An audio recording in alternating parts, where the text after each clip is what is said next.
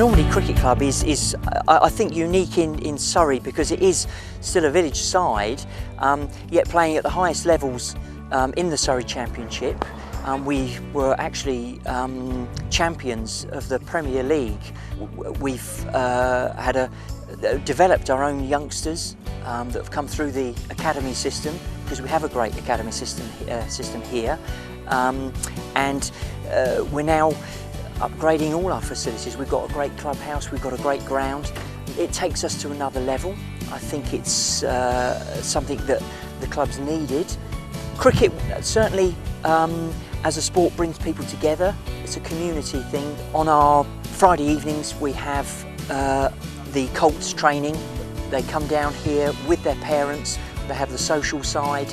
It does bring the community together, and even if they don't continue to play cricket, it's something that they learn.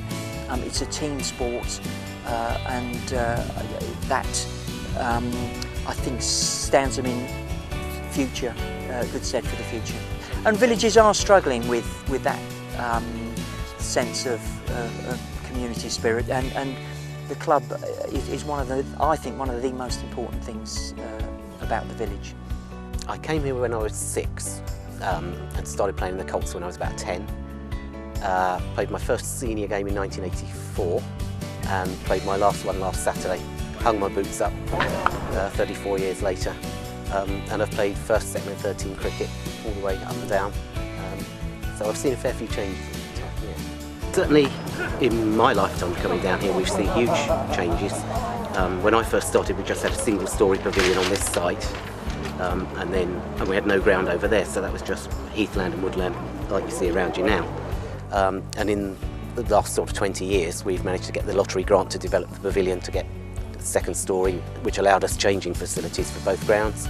We've built the ground over there, which we took from nothing and turned into a proper cricket ground.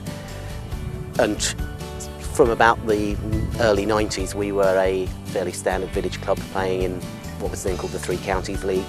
Decent cricket but nothing special. And then when the Surrey Championship formed Division 3, we applied and we were the only team from the Three Counties to get in that. That allowed us to then attract a couple more players because that was seen as a better standard of cricket. And we were promoted from Division 3 first year of asking.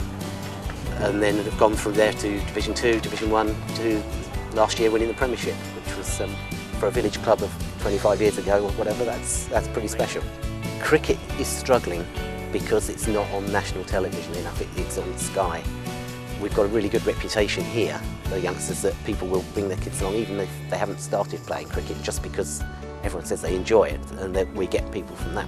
We've got a good reputation now, to producing players, but also helping with the league. We try and make sure that we're compliant with all the things they want us to do and try and go the extra mile to volunteer the club for, if they need to use the ground for something, we'll put ourselves forward. We try and support the league as much as we can because it's very important, I think, that as a village club we're seen in the best possible light, and so the more exposure we get through the Surrey League, the better it is for us, and the more chance we've got of attracting players who might otherwise go to other clubs in the area.